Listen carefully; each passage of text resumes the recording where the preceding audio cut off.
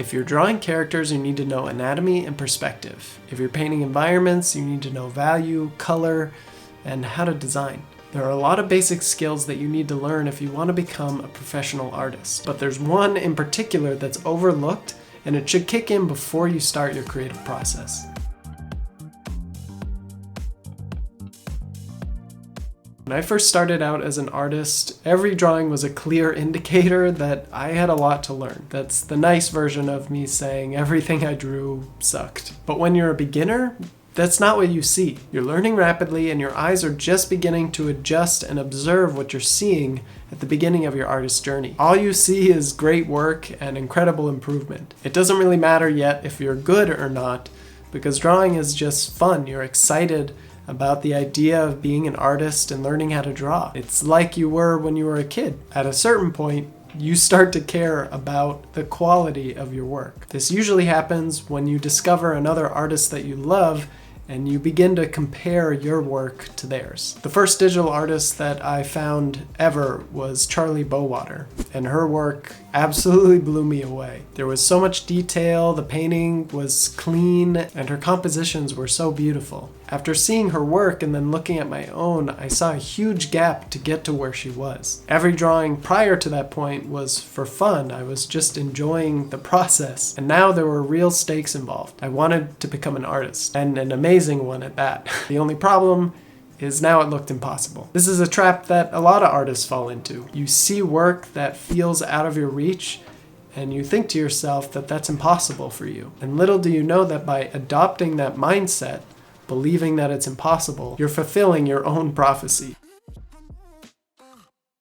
If you were to adopt the mindset that drawing a character or an environment is impossible, you'll prevent your own skills from developing. On the flip side, if you believe drawing that same character or environment is actually possible, that you can learn to do it, you're more likely to maximize your potential. Learning to draw is an overwhelming experience. There's so much to learn, and it can be very easy to fall into the belief that it's impossible to learn it all. That mindset alone can make it true, and I'm sure that's not something you intended if you actually wanted to become an artist. This is why you want to adopt what's called a growth mindset. A growth mindset is a belief that your intelligence can be developed. Skills like drawing and painting, although very challenging, can be acquired through practice and effort. When you believe that your intelligence can be developed, it changes how you learn. You're more willing to tackle challenges and face them down with perseverance. You understand that failure is a part of the process, it's gonna happen, and it's not the opposite of success. You end up having higher levels of achievement simply because you believe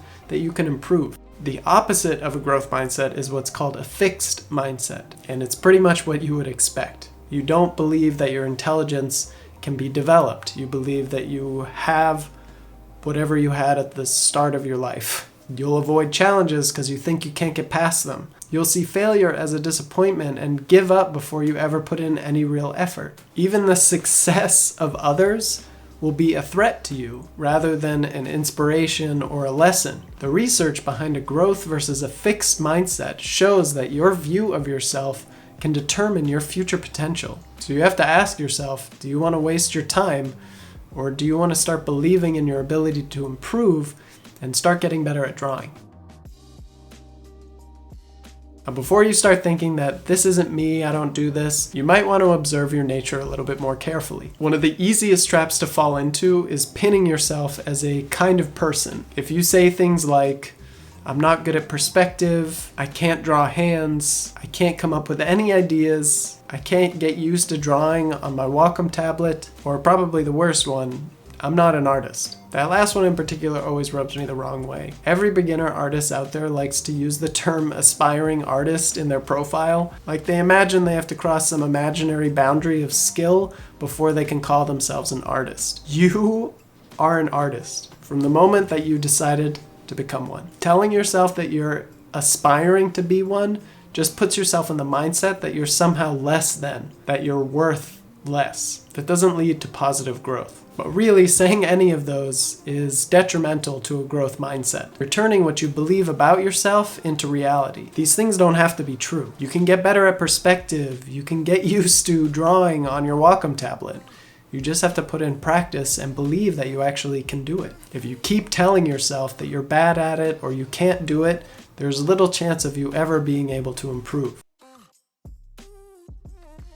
Beginners are not the only ones who benefit from a growth mindset. It's one of the most valuable soft skills for employers, and it will help you enjoy a long-term career. Having the ability to evolve your skills and the flexibility to adapt anything that your team throws at you will go a long way. Successful companies focus on long-term growth. They know that if they make the right investments, it will mean a lifetime of success. Investing in good people is a part of this. For example, Wacom is a company that doesn't just invest in its employees, but the artists that they work with. They want to find artists with a growth mindset and support them through their career. An artist using a Wacom tablet for their continued improvement is a goldmine of stability and long-term growth for the company. They want you to succeed because the more you succeed, the more you influence the artists around you. By the time you reach the heights of your success, beginner artists all around you are trying to emulate your journey, Wacom tablet and all. A growth mindset can mean success for you and the people around you. Wacom invested in myself because they see that I have the growth mindset